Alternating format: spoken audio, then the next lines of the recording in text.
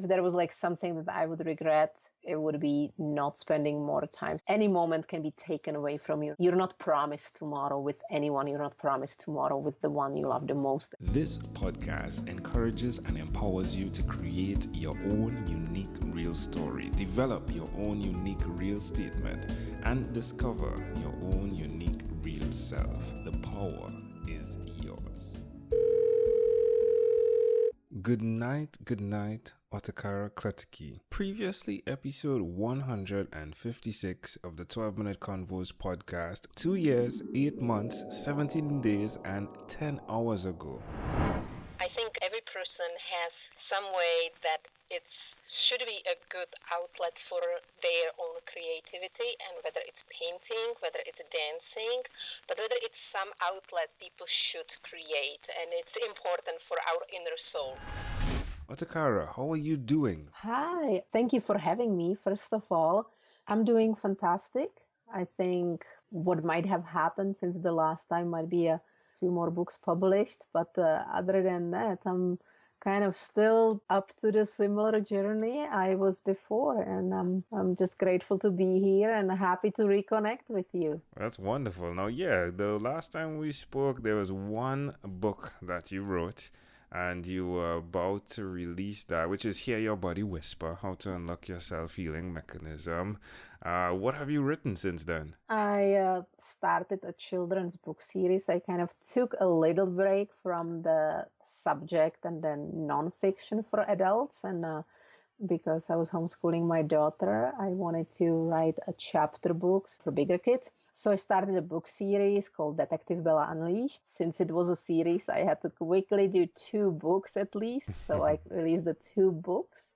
And last winter, I co-authored, I did it with a comedian. It's a comedy book about holidays called Holiday Hilarity. And it's a hilarious history of celebration. I have the health book, then I have a couple children's book, and then I have a comedy book. That's amazing. And now actually, like, you know how they say, like, you make your journey around and then you come back to your home. So now I'm actually working on another book that's about a brain. It's going to be Hear Your Brain Whisper, How to Unlock Your Cognitive Potential. So I'm halfway through a book that will follow my very first, in a similar line as my very first book. So I'm returning back to a human body and specifically brain this time. And actually, in the time we haven't spoken, since the first one was published, I have spent that time, even though I was publishing the other books, I spent the time researching everything I could about the brain and the way what we can do to tune it up to be at our best self. Like, how do you make the chemical cocktail inside your head that actually puts you at your best version of yourself? Now, is there a one-stop shop where we can go to get these books? Amazon. Okay, so we go to Amazon and we type in Otakara Klettke, and then we'll find that, yeah? Yes, you will. We'll have all the links in there in the show notes for individuals to click and go to these books. But that's intriguing. The time we spoke, your daughter was 9.5 years old, which puts her, like around 12.5, almost 13? Exactly. She's 12.5. She's going to be 12.5 next month. So. How has it affected her? Like, when my wife writes, my children get involved, and it's a type of organic learning that occurs where they're involved in the research. Has it affected her when you're writing these books? Absolutely. For once, the children's book series, I used her as kind of a beta reader. I used her to make sure she understands and she tells me if there was something out of line. So she's learned like an absolutely amazing level, way ahead of her age, to understand the concept of a story, to understand how the story is written, how do you build character, how do you keep your character to be the same character, that the character doesn't do something out of line. So this was an actual storytelling.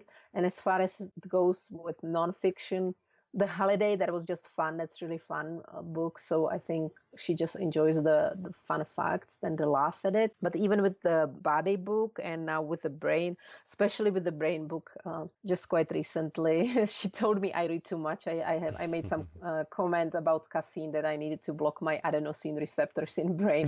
so I can stay more up. And like she just looked at me and she goes, Mom, you need to stop reading so much. So yes, it does. She definitely gets to hear all the things around and it. But I think it's great because she actually retains this knowledge, which is really much better than in things kids are like kind of pushed to learn at school, and then they learn it to pass their test, and week after the test they already have no idea of like whatever they were learning before. So this way she's kind of like surrounded More is caught than taught. involuntarily in it. Voluntarily, but she's in it, so there is just no way it does not affect them. Obviously it does, and it helps them to read, it helps them to understand books, helps them to understand word. Yeah, more is caught than taught. I've seen that. More is caught than taught with children. Definitely so. But that's intriguing. Now, one of the other thing that occurred when we spoke is when I asked you the question, what you've done consistently over the last 3 years. And one of the things we spoke about is you've consistently been changing. It seems as though you've been consistently writing this time around. Yes, you can take something overall. So yeah, I did take breaks in between. I actually now took a break and built an online course with my husband in between that really had nothing to do with my books. But I did find the love with the writing and the process of creation of the book. However, the inconsistency or the change that always happened, and that I actually did against any advice of any writer and people in, writers who want to publish books and who wants to be successful, they would tell you to stick with a single genre. So had I stuck just with Hear Your Body Whisper that built its audience and had 4 books in that genre, I would be somewhere completely else than taken 2 more books and started building my audience between children, and then taking a comedy book and trying to do something completely else. So in that sense, I actually have been changing a lot again because I was not really able to stick with the same thing. I needed a break from the genre. I just kind of needed a brain break. Yes. And I enjoyed the research and I started working on a research, but I did the children's books. So and then I had to do the second one.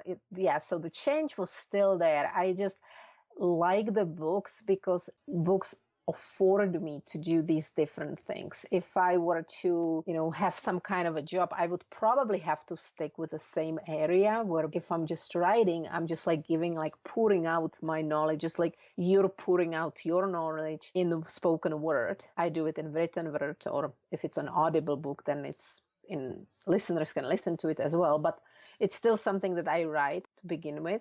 And you speak with different people, and this gives you the opportunity to be different as well, like to do different things. I take different subjects, just like you have different guests, and you can have the opportunity to talk about different things and learn new stuff. And books allow me this change. Books allow me that if I so choose to write nonfiction for adults, I can.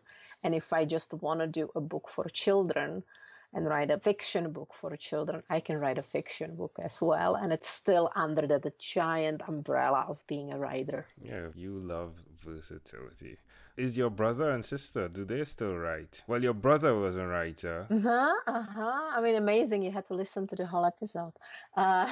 Yes, I think he still does some. He's more in politics. He got really involved in politics. But I believe he does write. He always says, to him, the writing books, it's kind of like his own, dessert in his life. It's like kind of what he does for him. Right, that's kind of what he does for himself, and he's lucky that he's been so successful in the past that publishers always get his books, or they even order him ahead to write a book on some things. But more of what he does are politics.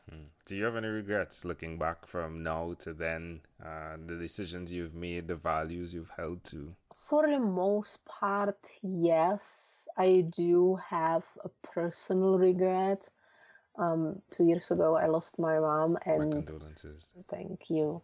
So it was not something that I was ready for, right? It's just that one of those striking news that just come to you. And I think even though I lost my dad a decade prior to that, he was ill, and it was something that kind of I was gearing ready my mind to it, and I had a chance to make it more of a time to be there and everything. And so this was this was something. So if there was like something that I would regret, it would be not spending more time. So I think it gave me appreciation for those we loved in our lives, and that every moment we have with them, it should never be taken for granted, because you never know. Any moment can be taken away from you. You're not promised tomorrow with anyone. You're not promised tomorrow with the one you love the most and the one you absolutely expect to be there 100%. It's never 100%. So I think I became better at living in a moment and appreciating. I hope I became better. I don't know if I did, but it's definitely there. There was like something that was like really strong that happened in my life that made me rethink, relook, and appreciate more. Somebody can always tell you, it's a wisdom that you always hear, but until you live it, you don't really get it in the strength you have it when like it really happens, when it like truly touches you, because you always feel like, yeah, people say that, but it's not going to apply to me. It's an extremely rare situation. It's a rare situation that it's unlikely to apply to me. And you don't know, it totally can. Well, my friend, I will tell you that at this moment, I'm thankful for you. I'm thankful for the fact that we first had that conversation. I'm thankful for us being able to have this conversation now, because it speaks to you being true to your own unique, real self. And that's very important. You now stand as the foundation of the 12-Minute Convo podcast, because it's those conversations that has gotten me to where I am today. So I want to say thank you and not let another moment pass before I say that. In closing, my friend, is there anything else you'd like to share with our amazing audience? Oh my goodness, just love and light to you, and thank you so much for having me again. And it feels like I was on like 1,000 episodes ago, and I hope that we'll meet again, and I hope we'll have like one of the quick but deep conversations again. And I really appreciate how in depth you can get with someone in such a short period of time, and it's a true talent. So it's amazing. Thank you so much, and thank you for all of your amazing audience that learn to take that wisdom from so many people that you have interviewed along the way, and all those people that teach us listeners in the end all their wisdom that we can take. Otakara Klettke, again, thank you, my friend. A pleasure I treasure for being on what is inspired by 12-Minute Convos with Angel Jones. This podcast is produced by Pod Edits. Visit podedits.com for professional podcast publishing.